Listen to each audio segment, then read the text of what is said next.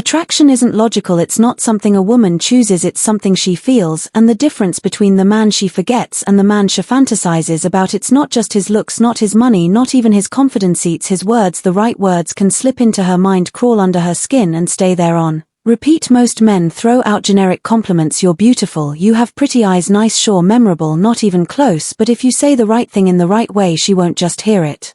She'll feel it, and once a woman starts feeling something for you, that's when you become irresistible. So in this video I'm going to give you 3 powerful compliments so rare, so dangerous, that'll make her think about you long after you're gone. Let's get started. 1. I don't need you, but I want you. There's something about this phrase that hits different. It's not just words, it's a declaration of power. Most men get attraction completely wrong. They think that in order to win a woman over, they need to shower her with attention, convince her of their worth, and prove that they do anything to have her. That's where they fail, because nothing turns a woman off faster than neediness. It reeks of desperation. It tells her that you see her as some magical prize and yourself as a man who needs to win her approval just to be worthy. Women don't want to feel like they're doing you a favor by being with you. They want to feel chosen by a man who already has options. That's why the phrase "I don't need you, but I want you" is so powerful, because it shifts the dynamic. It tells her you are not the center of my world. I can walk away at any time. I choose you because I see something special in you, not because I need to fill some void in my life. And that's the exact energy that makes our woman obsessed. There's a deep psychological reason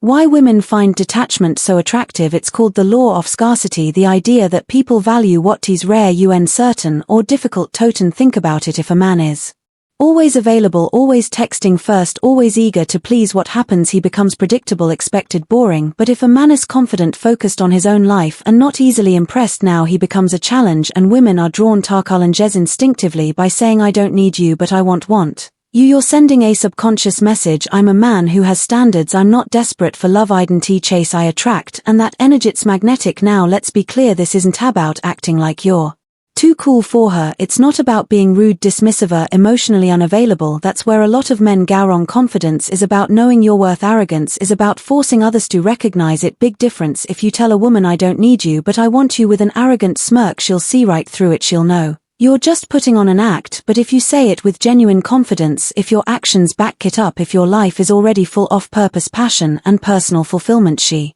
will feel it, and that feeling is what makes her unable to resist you. The key to making this phrase work is timing and tone. You don't just blurt it out randomly, you use it in moments where she's trying to gauge where you stand. For example, if she asks, "Do you really like me?" instead of answering yes immediately, you say, "I don't need you, but I want you." If she says, "What do you even see in me?" instead of listing reasons like a desperate man, you say, "I don't need you, but I want you." If she starts playing hard to get, teasing you, testing you, this phrase instantly resets the power dynamic. It lets her know you're not afraid to walk away, you don't chase, you don't beg, and that's the exact moment she starts chasing you too. I bet most guys don't make you feel like this. Words have power, but not all words are created equal. Some words get ignored, some get a polite response, and then there are words that sink deep into the mind, words that make a woman think about you long after you're gone. That's what this phrase does. It's not a compliment, it's not a question, it's something far more powerful, a suggestion. When you say "I bet most guys don't make you feel like this," you're replanting a thought in her mind, one that she can't help but explore, because now she's wondering, wait, do I feel different around him? What exactly is he doing that other men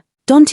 Why does this moment suddenly feel more intense? And once she starts thinking about it, she starts feeling it even more. That's the power of suggestion. You're not telling her how to feel, you're making her realize on her own that she feels something unique with you, and that realization, it's irresistible. Women don't just fall for words, they fall for the way words make them feel, and this phrase triggers something called the contrast effect, a psychological principle that makes people pay more attention to something when it's compared to something else. When you say "I bet most guys don't make you feel like this," you're creating an instant comparison in her mind. She starts thinking back to her past experiences, all the dates, the conversations, the flirty moments, and now she's subconsciously putting you above them all, because if you weren't different, if you weren't making her feel something rare, why would you even say that? Attraction isn't just about looks, it's about emotional investment. A woman can find a man physically attractive, but if he doesn't make her feel something, he's for it able. This phrase forces her to engage emotionally, because once she starts thinking about how you make her feel, she's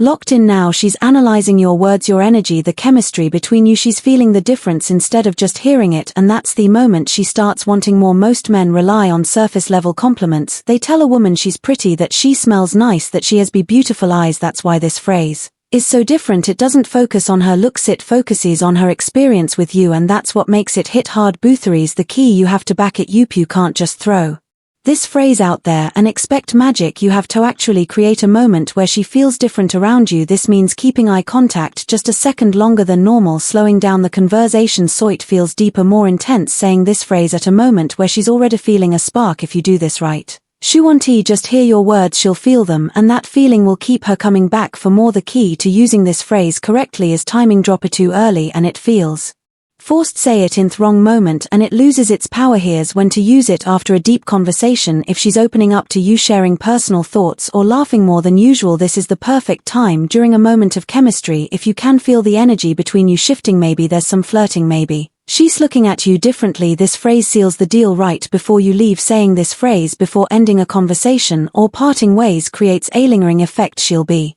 thinking about it all night, but the best part, it doesn't just make her think, it makes her feel, and at the end of the day that's what makes a woman chase you. 3. You know your trouble, but I like it. There's a fine line between attraction and obsession, and this phrase, it pushes a woman right into obsession. Why? Because it plays on one of the deepest psychological drives inside a woman's mind, the desire to be wanted but not easily controlled. Most guys make the mistake of being too agreeable. They nod, they compliment, they try to prove they're safe and nice, but the problem, women don't want safe, they don't want predictable, they want a man who sees their wild side and embraces it. That's exactly what this phrase does. When you say, I know you're trouble but I like it, you're doing something incredibly powerful. You're acknowledging that she's a challenge, you're suggesting that she has a side most men can't handle. You're telling her you see through her innocent act and you're still intrigued. This taps into her ego and her curiosity at the same time. Now she's wondering, does he really think I'm trouble? What does he see in me that other men don't? Why is he so confident about handling me? And once a woman starts asking these questions, she's already hooked. This phrase works because it flips the usual power dynamic. Most men try to convince a woman to like them, but this phrase, it subtly makes her the one proving herself to you. Instead of chasing her approval, you're making her wonder if she can handle you. Instead of playing it safe, you're creating a sense of danger and excitement. Instead of being just another guy, you're now the man she wants to impress. It's flirtation, challenge, and intrigue all in one sentence. There's a psychological principle at play here called reactant theory. It states that when people feel like they're being categorized or limited in some way, they instinctively push back. By calling her trouble, you're subtly challenging her identity. Now she has to prove herself to you. She'll start teasing you back, she'll start showing you different sides of her personality, she'll start working for your attention instead of just receiving it. And that shift, that's what makes a woman obsessed. The key to making this work is playfulness. You can't say it too seriously or it'll sound accusatory. You can't say it too casually or it won't have impact. You have to say it like you're in on a secret, like you know something about her that even she hasn't fully admitted. Here's how to deliver it with maximum effect. Lock eyes with her, hold that tension for just a second longer than normal. Say it with a slight smirk, keep it subtle like you're letting her in on a mystery. Pause after I know your trouble, let her brain fill in the blanks before you add, but I like it done right. This phrase will send a spark down her spine. She'll laugh, she'll playfully deny it, she'll lean in closer without realizing it, and that's when you know you've got her. This isn't a phrase you drop in a dry formal conversation, it's a heat generator, something you use when the energy is already rising. Here's when to use it: if she teases you, if she jokingly calls you cocky or churl Alice you in some way, this phrase flips the script. If she's acting playful, if she's laughing, giving you those knowing looks, or testing you, this phrase raises the stakes. If you feel the chemistry building when the conversation is getting flirty and fun, dropping this line cranks up the tension instantly. The moment you say it, she won't just see you as another guy, she'll see you as the one who can actually handle her, and that's a turn and she won't be able to toss top of form. So use these words wisely, deliver them with confidence, and watch as she starts chasing you. This is Stoic Guide, helping you master the art of attraction with the power of psychology.